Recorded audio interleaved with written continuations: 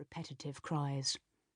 Every acre, every tree, every sod of earth, all fought over and won. We will hold it, and more, until the day of judgment, when all earthly things come to an end.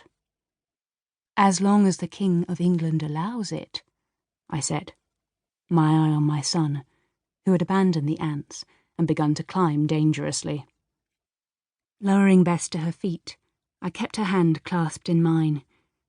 She was too young at 4 years for these excursions to the wind-swept heights to witness our greatness.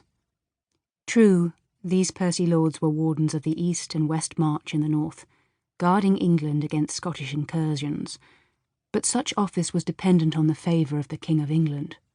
What was given with a generous hand could be taken away by one dripping with malice, or simply a desire to reward a different lord.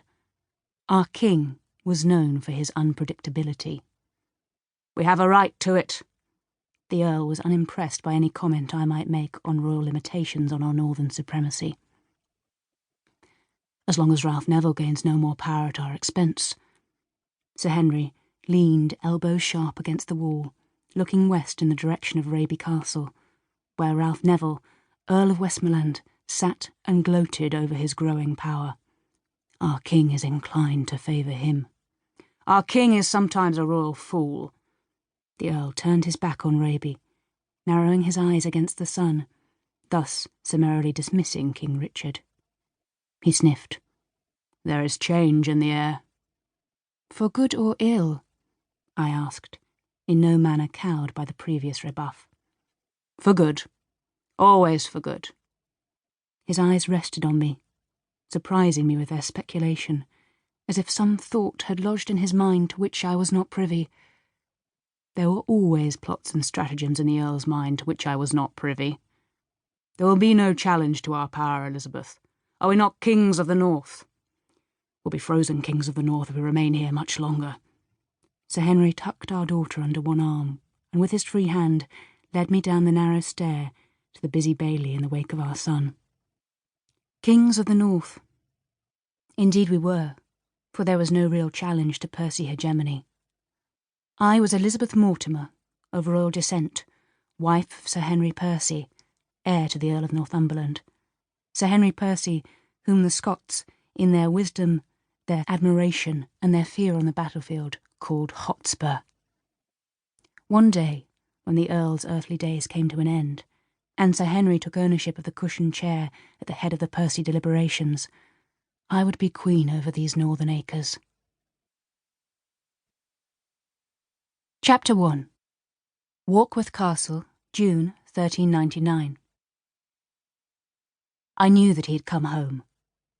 It was impossible not to know, given the assault on the ear of men and horses that filled the bailey beneath my south-facing window, the heavy rumble of waggons echoing off the stone walls.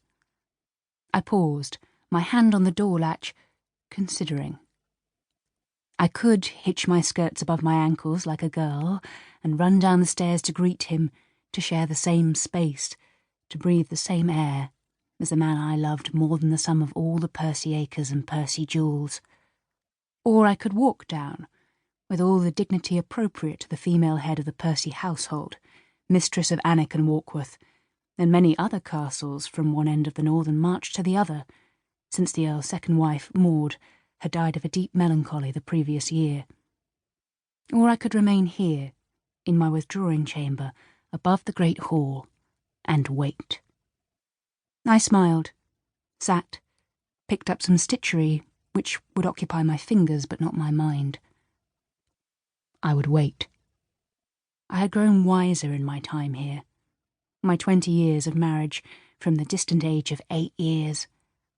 Now I had 28 years' experience of life and Percy caprice, and knew how to use it well. He would come to me when he had done what needed to be done, until which time I would be a hindrance. Besides, the Earl was also in residence here at Warkworth, the castle much favoured above the stark environs of Alnwick. I did not willingly cross his path, except through necessity, when we were both impeccably polite, until the Earl forgot to mind his manners. I never forgot to be discreet, but the Earl enjoyed his